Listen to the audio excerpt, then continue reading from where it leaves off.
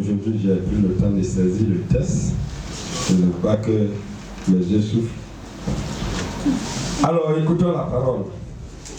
Comme Jésus approchait de Jéricho, un aveugle était assis au bord du chemin, en train de mendier.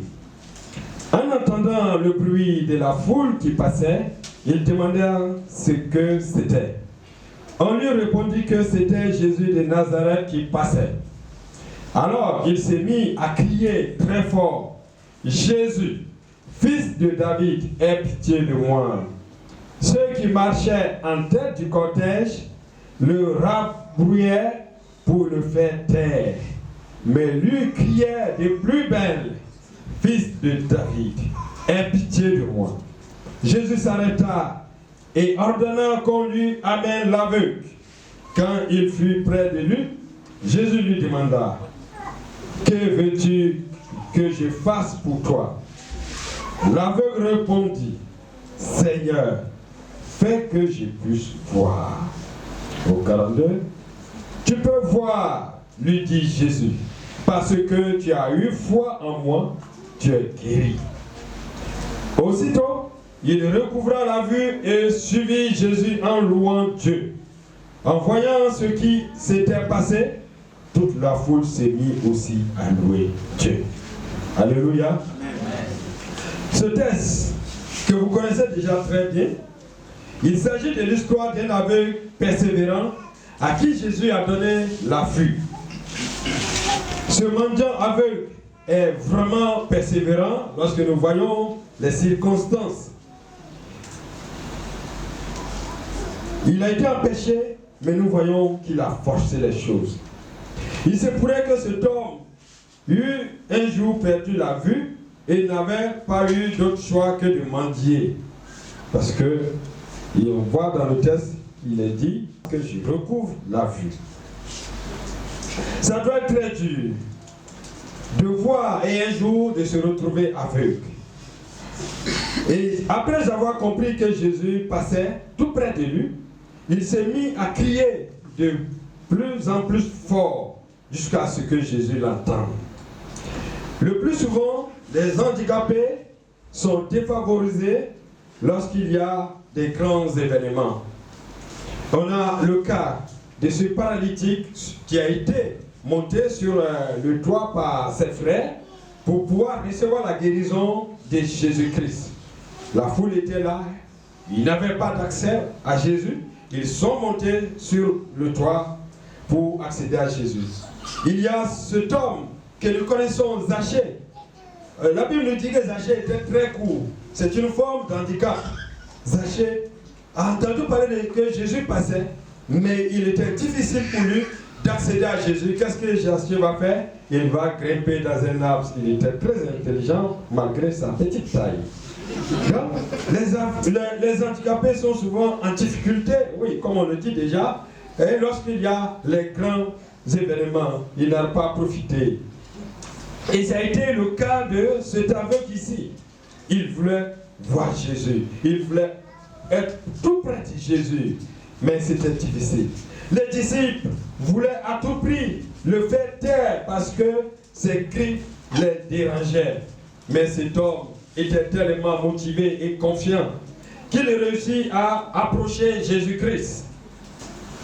On peut supposer que Jésus savait où il avait constaté qu'il était aveugle. Parce que Jésus a entendu ses cris. Jésus a entendu sa voix. Et il a certainement constaté qu'il était aveugle. Et il demanda à ce dernier ce qu'il attendait de lui. L'homme répondit immédiatement: Seigneur, que je recouvre la vue. Je crois que c'était très facile pour lui de répondre à cette question. Que veux-tu que tu fasses pour toi? Il dit: Seigneur, que je recouvre la vue.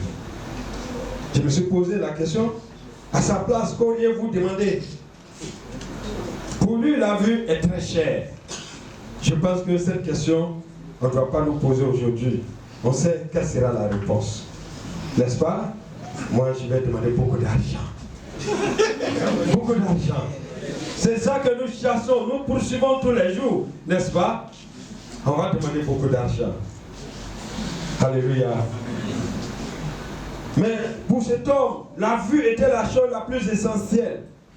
J'ai un jeune dans mon quartier, en fait, que je connaissais à Bégerville, il y a déjà 20 ans de cela, qu'il est devenu aveugle lorsqu'il était en classe de 3e. Et j'ai causé avec lui pour comprendre un peu la vie des aveugles. Quelqu'un qui a vu et qui devient aveugle. Oui, mais c'est émouvant. C'est émouvant. C'est un désir constant de recouvrir la vue. Mais pour celui qui est né aveugle, je pense que ce n'est pas une nécessité parce qu'il n'en sait rien du tout. C'est une vie normale que lui, il vit.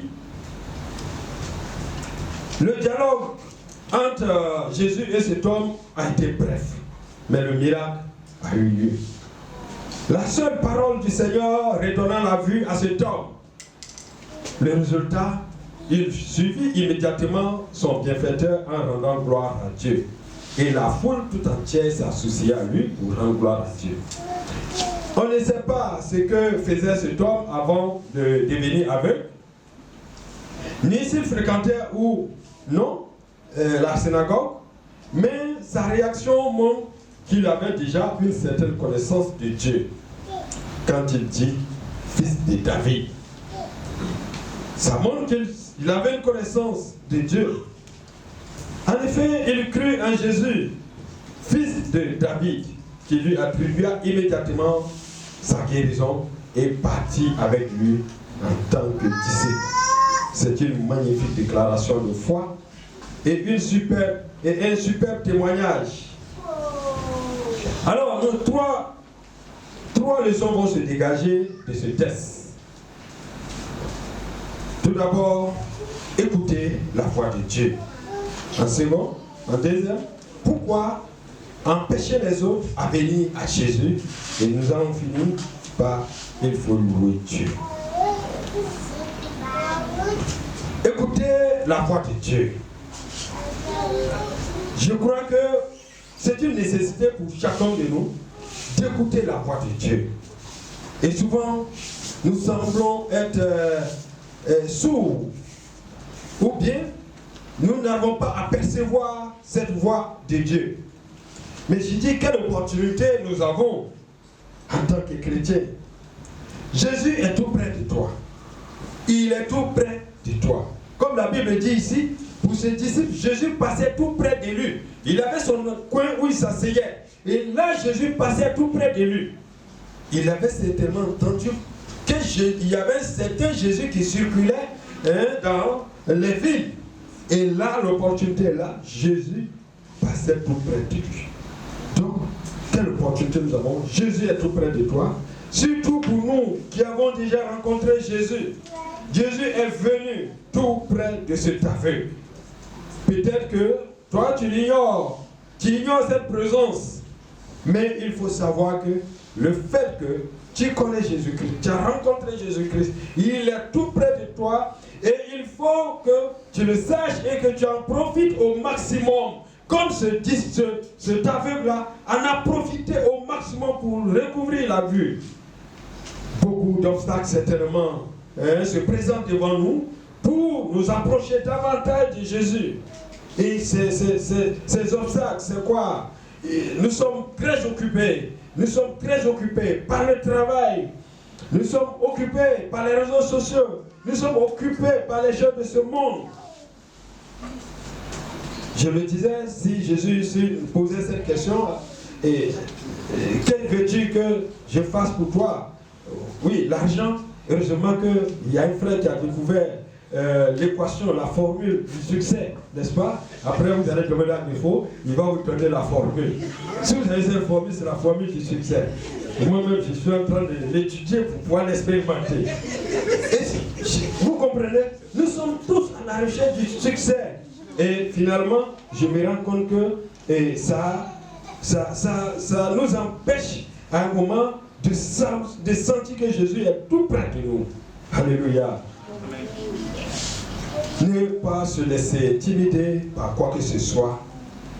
N'oublions pas que Jésus est tout près de nous. Et comme cet aveugle-là, crions fort vers lui. Crions fort vers lui. Ne laissons pas les disciples nous empêcher. Et comment écouter cette voix de Dieu? Dieu nous parle par la méditation, la prière, la louange. Ce sont des canaux, ce sont les canaux de communication. Comment peux-tu écouter Dieu si tu ne lis pas la Bible, si tu ne médites pas, si tu ne pries pas, si tu ne loues pas le Seigneur? Comment peux-tu écouter sa voix? Si nous appliquons ces aspects-là, nous allons entendre la voix de Dieu. Le cas ici, cet homme, il a formulé une prière. Et chacun de nous, par la prière, pose au quotidien beaucoup de préoccupations, beaucoup de requêtes. Mais il me semble que nous demandons, mais ne prenons pas le temps d'écouter. Nous devons écouter parce que quand vous parlez à quelqu'un, il faut que vous écoutez cette personne également. Oh, c'est comme un dialogue. Il doit y avoir toujours deux personnes. Il doit y avoir deux personnes pour qu'on parle de dialogue. Mais le plus souvent, nous ne laissons pas la deuxième personne parler. Nous prions, mais on ne laisse pas Dieu nous parler. Dieu nous parle chaque jour, mais nous sommes aveuglés par nos préoccupations, de sorte que nous ne l'entendons pas. Il dit à l'aveugle ici, que voulez-vous que je fasse? Et il nous pose certainement la même question. Lorsque nous le parlons, à un moment certainement, lorsque nous crions, il nous dit, que voulez-vous que je fasse pour vous? Alors prenons le temps d'écouter Dieu. Comprenez que Dieu nous aime et entend toutes nos requêtes. Il veut d'ailleurs manifester sa gloire au travers de nous aujourd'hui, comme il a fait dans le cas de ce disciple, de cet aveugle. Et toute la foule s'est jointe à l'aveugle pour louer le Seigneur. Alors, comme pour la deuxième leçon, pourquoi tu empêches les autres à venir à Jésus? Cet aveugle-là a découvert, il a expérimenté la grâce de Dieu. Et il a commencé à suivre Jésus, il a commencé à le louer. Mais il semble que nous avons expérimenté la présence de Dieu. À un moment donné, nous avons expérimenté sa gloire. Mais au lieu d'être comme cet aveugle-là, entraîner la foule à louer Dieu, ce n'est pas le cas. Ce n'est pas souvent le cas. Sachant que le monde est dans l'obscurité, le monde est dans l'aveuglement. Ils attendent que ceux qui voient les conduisent à la lumière. Ceux qui sont déjà à la lumière les conduisent à la lumière. Mais voici des gens qui ont rencontré Jésus. Ils ont rencontré la lumière et qui empêchent les autres de venir vers lui. on voit que les disciples étaient avec Jésus-Christ. Jésus qui est venu, qui a dit, il est venu pour guérir les malades. Et voici un malade qui crie à Jésus, il l'empêche de venir à Jésus. On se pose la question, pourquoi? On pourrait se demander pourquoi? Quelle peut être la raison d'un tel agissement? On a vu, on pourrait voir dans le cas de la femme qui saignait depuis 12 ans. Elle a été empêchée également de venir à Jésus parce qu'elle était impure. Et selon les règles, la loi juive, elle n'avait pas accès à la foule en réalité. Mais les disciples ne pouvaient pas comprendre que Jésus qui était là était la solution à cette femme. Pour cette femme. Ils l'ont empêché. Et je crois que ces aspects, on le voit également partout dans le quotidien. On voit ça. Vous ne pourrez pas accéder facilement au boss. Ça ne sera pas facile. Lorsque vous partez avec vos CV dans une entreprise, c'est un vigile. Le vigile vous dit, vous ne pouvez pas rentrer. Il prend, et puis il jette quelque part dans un carton. Toi-même, tu ne vas pas décourager. Il vous empêche d'atteindre le boss. Le boss qui a la solution à votre problème. Mais qu'est-ce que tu fais? Souvent, on repart découragé. Et puis, après, on tire tout ton CV. Tu l'as vendu des galettes du quartier. N'est-ce pas? Les secrétaires, quand vous avez, je veux voir le patron, vous avez dépassé les visites, vous avez la secrétaire. Elle vous dit, le patron, vous avez rendez-vous? Non, le patron est occupé.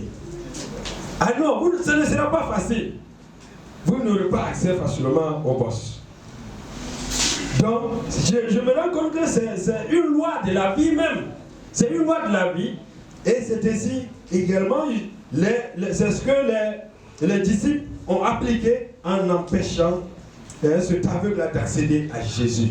Jésus, c'était leur boss. Il fallait donc être persévérant. Il fallait crier fort. Il fallait faire beaucoup de bruit pour accéder à Jésus-Christ. Alléluia. Amen. Et je crois que nous pouvons changer aussi de façon. Nous pouvons faciliter l'accès à Jésus. Pour ceux qui veulent passer ou qui doivent passer par nous, nous devrons leur faciliter l'accès à Jésus-Christ. Tu empêches les autres à devenir à Jésus par diverses manières. Certainement par ta relation avec ton prochain, avec ton voisinage. Cela ne les motive pas à aller à la rencontre de ce Jésus-là que tu adores. Tu refuses d'annoncer la bonne nouvelle. Oui. Comment feront-ils pour entendre parler de Jésus si tu n'annonces pas la bonne nouvelle? Il faut que tu annonces pour qu'ils sachent qu'il y a la lumière quelque part. Ils sont dans l'obscurité. Nous sommes des chrétiens ni froids, ni chauds. Oui, des chrétiens souvent sans impact sur les autres. Et là, puisqu'il n'y a aucun impact, donc on n'influence personne. Et donc il est difficile pour eux de percevoir Jésus-Christ au travers de notre vie. Il nous faut avoir de l'impact sur notre entourage. Cet impact, il n'est pas une question, c'est pas une question d'être prospère, d'avoir résolu l'équation du succès. Ce n'est pas ça, avoir de l'impact sur notre entourage. Mais lorsque Jésus est en nous, lorsque l'Esprit est en nous, nous allons avoir cet impact-là de façon obligatoire sur notre voisinage. Alors, il faut que, quand on nous voit, qu'on voit au travers de notre vie Jésus-Christ. Alléluia. Heureusement que Dieu passe par tous les moyens pour pouvoir annoncer également la bonne nouvelle à ceux qui doivent être sauvés. La troisième leçon, il faut louer Dieu lorsque nous découvrons ses merveilles. Il faut louer Dieu. Quand Dieu se manifeste dans votre vie, qu'est-ce que vous faites? qu'est-ce que vous faites? Est-ce qu'on doit se taire? C'est souvent une question très complexe. Il y a quelqu'un qui disait un jour, il dit, mais le frère, à chaque fois, c'est lui qui a témoignage. Est-ce que vous voyez? Parce qu'il y a certains qui ont souvent, qui disent, bon, peut-être j'ai trop parlé, je vais me taire, n'est-ce pas? Non, en réalité, il ne faut pas se taire. Il faut être reconnaissant. Et la reconnaissance, c'est de faire savoir aux autres ce que Dieu a fait. Ce que Dieu a fait. Pour que, comme les disciples, comme la foule, pour les autres se joignent à vous pour louer le Seigneur. Donc il est important pour nous d'être reconnaissants à Dieu pour booster la foi des frères, pour booster la foi des sœurs, pour que la communauté tout entière loue le Seigneur. J'imagine qu'avant le moment de louange, s'il y a des témoignages puissants, oui, où nous percevons la puissance de Dieu, nous voyons la gloire de Dieu, je pense que nous allons danser. Alléluia. Mais lorsqu'on ne perçoit pas ce que Dieu a manifesté dans notre vie, il est difficile de pouvoir le louer de tout notre cœur. Louer Dieu, c'est lui manifester notre gratitude. C'est lui manifester notre gratitude. Dans le cas de cet aveugle-là, il y a eu la reconnaissance de l'acte posé par Jésus-Christ. Parce que la Bible dit, il s'est mis à louer Dieu et il l'a suivi. Au verset 43, on voit aussitôt il recouvra la vue et suivit Jésus en louant Dieu. Également, lorsque nous voyons ce texte, il y a un texte similaire dans Matthieu 20. Voilà, on pourrait lire le verset 34. Dans le cas de Matthieu 20, c'est presque la même histoire, mais il s'agit de deux aveugles à la sortie de Jéricho qui ont recouvré la vue.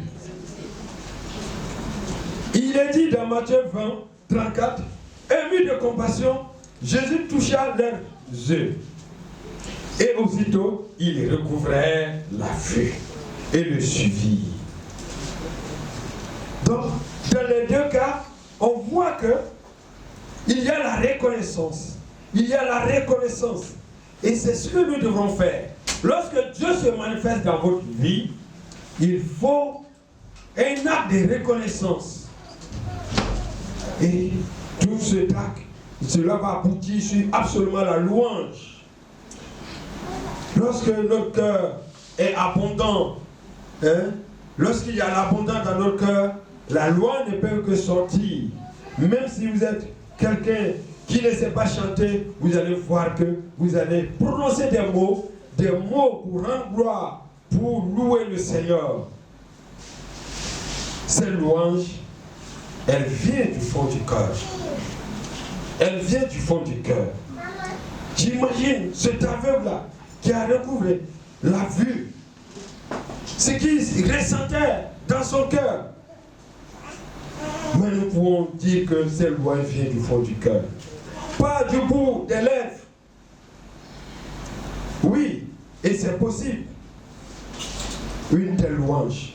Quand nous aurons expérimenté la gloire de Dieu. Pour pouvoir l'expérimenter, rappelez-vous de tout ce que le Seigneur a déjà accompli dans votre vie et dans celle de vos proches, afin de le louer ou quand nous devons le louer. Rappelons-nous, et c'est bien fait dans notre vie, dans la vie de nos proches. Rendez-lui gloire pour sa bonté et sa bienveillance envers nous. Dans le passé et dans l'avenir, parce que nous avons la certitude qu'il est le même et qu'il va continuer de se manifester. Car Dieu, il nous aime et il n'a pas changé. Il n'a pas changé. Il est le même hier, il est le même aujourd'hui, il est le même éternellement. Mon frère, ma soeur, veux-tu expérimenter cette façon de louer Dieu? Si tu veux l'expérimenter, fais comme cet aveugle-là. Alors, pour conclure, votre situation, je dirais ta situation, les épreuves que tu vis, cette situation doit être un témoignage pour le peuple. Dieu veut se servir certainement pour glorifier son nom. Je pense que les disciples lui ont posé une question par rapport à un aveugle-né. Celui-ci, c'est parce qu'il a péché? Il dit non. Cette situation, c'est pour glorifier le nom de Dieu. Dieu veut passer par toi pour glorifier son nom. Dieu veut se manifester. Mais il attend que vous vous levez comme cet aveugle, que tu oses comme cet aveugle-là, pour aller à sa rencontre. Si ce mendiant, bruyant et persévérant, oui, mon frère, ma soeur, si ce mendiant t'a interpellé ce matin, n'attends pas plus pour l'imiter. Vous n'avez peut-être jamais osé vous comporter de cette manière envers le Seigneur, mais regardez le résultat de ce mendiant, que ce mendiant a obtenu. Alors il faut l'imiter. Aujourd'hui, dites stop à cette fausse humilité qui t'empêche de crier, de courir à la rencontre de Jésus-Christ, à la rencontre de ton Dieu. Et cette fausse humilité qui te maintient dans l'obscurité. Et je pense qu'il faut oser crier.